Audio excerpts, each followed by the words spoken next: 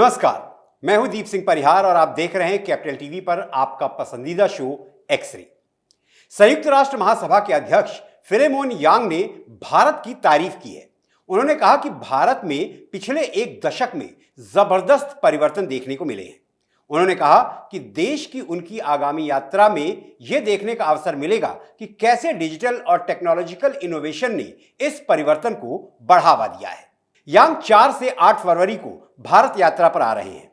यात्रा से पहले उन्होंने कहा कि दुनिया के सबसे बड़े लोकतंत्र, 5वीं सबसे बड़ी अर्थव्यवस्था और दुनिया की 20% आबादी का निवास होने के नाते भारत संयुक्त राष्ट्र का एक महत्वपूर्ण सदस्य है। फिलेमोन यांग कैमरून के प्रधानमंत्री के तौर पर 2013 में भारत आए थे। उस दौर को याद करते हुए फिलेमोन यांग ने कहा कि तब से भारत में एक उल्लेखनीय परिवर्तन हुआ है। फिलेमोन यांग ने तो कह दिया कि 2013 के बाद 10 सालों में भारत बहुत बदला है। यह विषय ऐसा है जिसका कोई प्रचार करता है तो कोई दुष्प्रचार। कुछ ऐसे पत्रकार हैं जिन्हें 10 साल की प्रगति दिखाई नहीं देती, कुछ हैं जो समझते हैं। लेकिन मुद्दा यह है कि जो ये कहते हैं कि 10 वर्षों में प्रगति हुई है, उन्हें गोदी मीडिया या मोदी भक्त जैसे नामों से पुकारा जाता है। खैर, इस बहस में न पड़ते हुए हम आज आपको 2000 से 2014 और 2014 से 2024 तक का तुलनात्मक सत्य दिखाने का प्रयास करते हैं। यह तो पूरी तरह सच है कि 2014 तक वैश्विक अर्थव्यवस्था में भारत की स्थिति फ्रेजाइल यानी नाजुक कही जाती थी। भारत 2014 में वैश्विक अर्थव्यवस्था के 10वें पायदान पर था और आज तो यूएनजीए के अध्यक्ष फिलेमोन यांग ने खुद कहा कि भारत दुनिया की 5वीं सबसे बड़ी इकोनॉमी है। चलिए 2 दशकों की तुलना करते हैं। 2004 से 2014 तक देश में यूपीए का शासन था। इन 10 वर्षों के शासन को extreme policy paralysis in governance यानी शासन में अत्यधिक नीतिगत पंगुता के रूप में जाना जाता है। वर्ष 2014 में यूपीए की हार हुई और एनडीए की जीत। देश के प्रधानमंत्री बने नरेंद्र दामोदर दास मोदी। शुरू से ही मोदी सरकार का फोकस देश की आर्थिक समृद्धि पर रहा। कल्याणकारी और जनहित से जुड़ी योजनाओं के लिए एक ही मॉडल अपनाया, सबका साथ सबका विकास। खैर, कहते हैं कि आंकड़े झूठ नहीं बोलते, इसलिए मैं आपको सिर्फ यूपीए के 10 साल और एनडीए के 10 सालों का आंकड़ा दिखाऊंगा। फैसला आप कीजिए कि भारत के बारे में यूएनजीए के प्रेसिडेंट फिलेमोन यांग की राय सही है या गलत। नंबर 1, आर्थिक विकास। यूपीए के 10 सालों में दुनिया की फ्रेजाइल इकोनॉमीज में भारत की गिनती होती थी, जबकि अगले एनडीए के 10 सालों में भारत को फास्टेस्ट ग्रोइंग इकोनॉमी का खिताब मिल गया। आंकड़े देख लेते हैं। 2014 में नॉमिनल जीडीपी 112 लाख करोड़ थी, जो 2024 तक 324 लाख करोड़ से ज्यादा की हो गई। 2014 में भारत सरकार का कैपिटल एक्सपेंडिचर 3.92 लाख करोड़ रुपए था, जो 2024 में 11.11 लाख करोड़ रुपए हो गया। 2014 में कृषि बजट 21,900 करोड़ था, जो 2023 में 1,52,000 करोड़ है। विदेशी मुद्रा भंडार 2014 के अंत में 304 अरब डॉलर था, जो सितंबर 2024 में 704.9 अरब डॉलर को पार कर गया।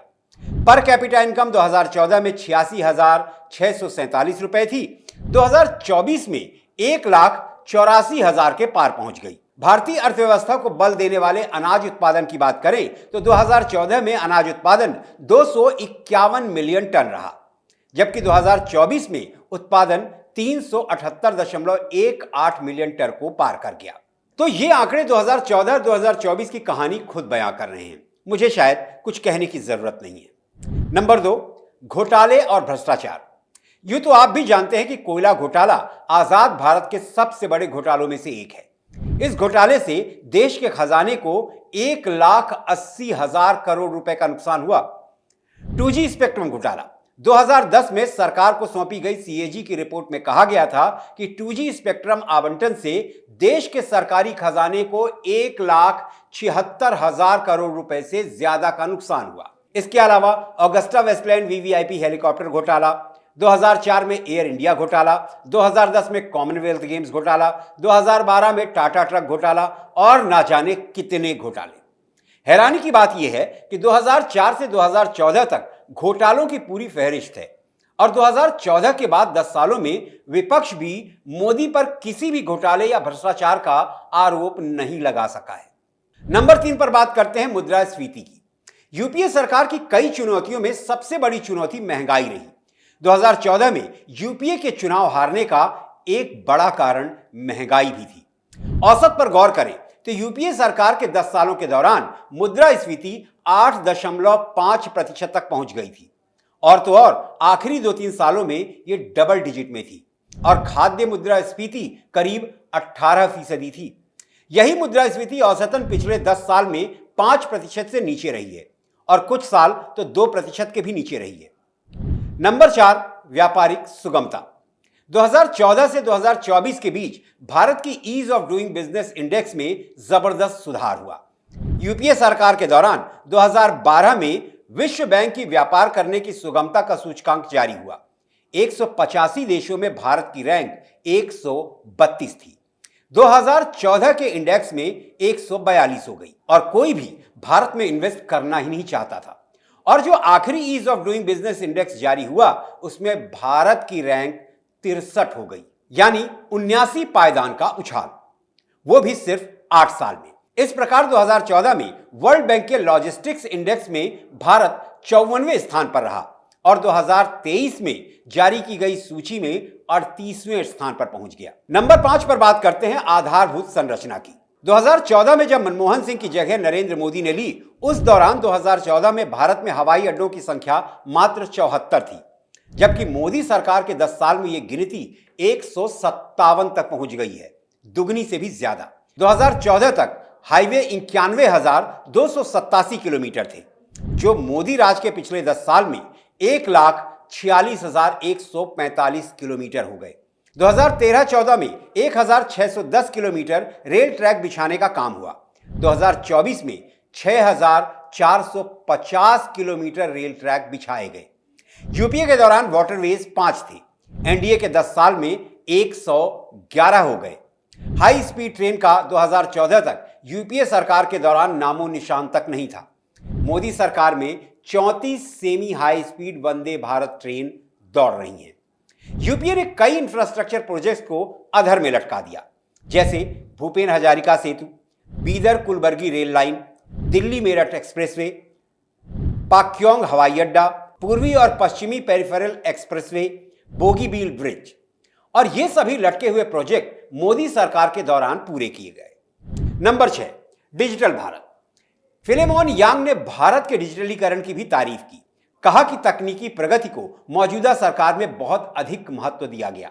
ऐसा नहीं है कि यूपीए सरकार के दौरान कोशिश नहीं की गई, लेकिन उनकी कोशिश उस स्तर पर नहीं पहुंच सकी जो 10 साल में दिखाई दिया है।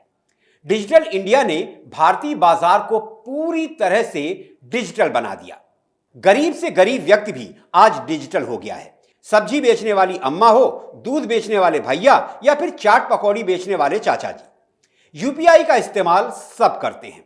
गर्व करने की बात तो यह है कि दुनिया का 46% रियल टाइम ट्रांजैक्शन अब भारत में होता है। नंबर 7, 2024 का भारत।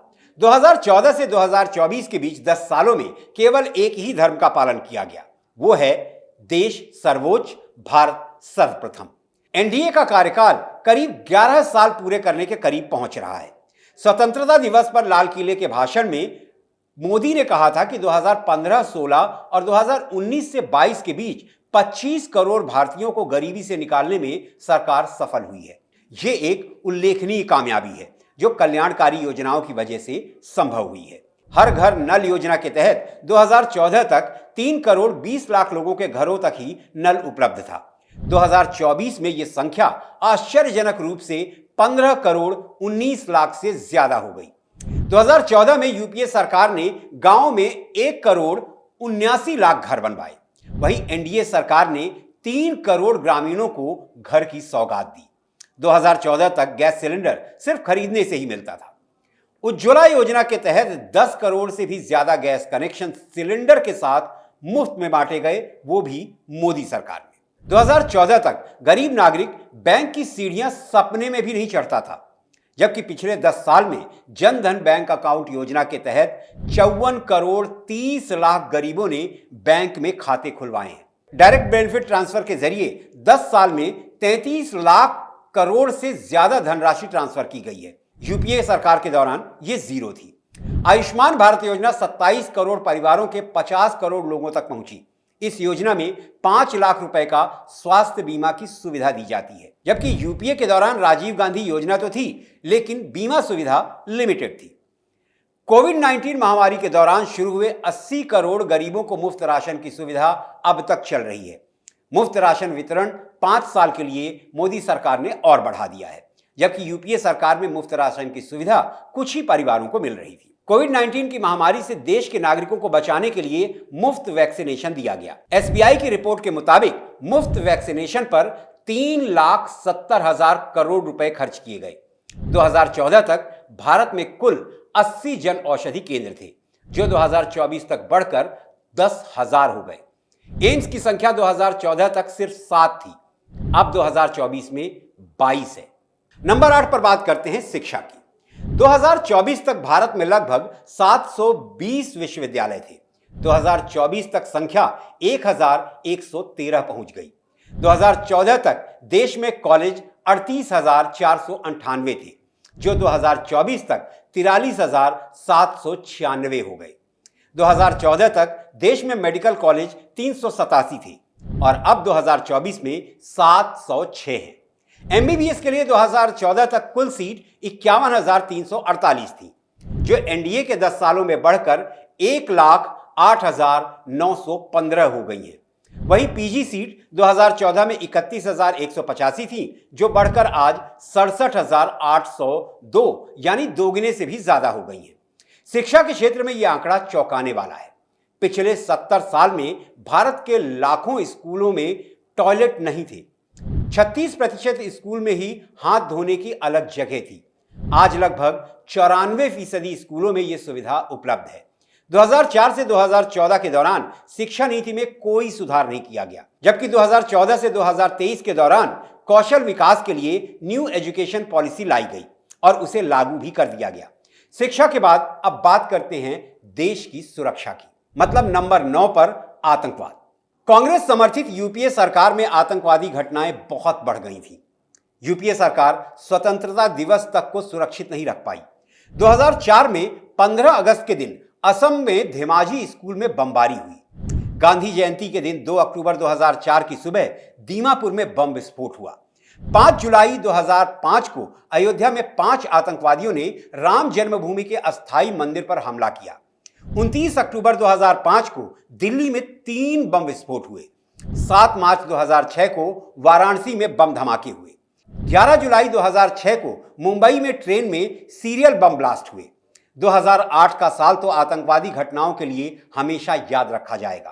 कोई भी भारतीय 2008 में 26 नवंबर की तारीख को कभी नहीं भूल सकता, जब पाकिस्तान के एक इस्लामी आतंकवादी संगठन लश्कर-ए-तैयबा के 10 आतंकवादियों ने 12 हमलों को अंजाम दिया था।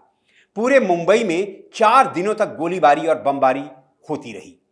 2008 में ही हैदराबाद, जयपुर, अहमदाबाद और बेंगलुरु में भी बम धमाके हुए। 13 जुलाई 2011 को भी मुंबई में 3 बम ब्लास्ट हुए थे।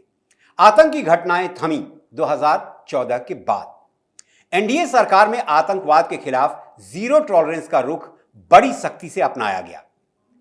यूएपीए कानून को काफी मजबूत किया गया। भारत पर जब भी आतंक का साया पड़ा, कहीं ना कहीं से तार पाकिस्तान से जुड़ गए। जम्मू कश्मीर में घुसपैठ करने वाले सभी आतंकवादी पाकिस्तान में ही पलते हैं। कहने को तो बहुत कुछ है, लेकिन एक्सरे के इस एपिसोड में आज के लिए इतना ही। एक नए मुद्दे की एक्सरे रिपोर्ट के साथ आपसे फिर मुलाकात होगी।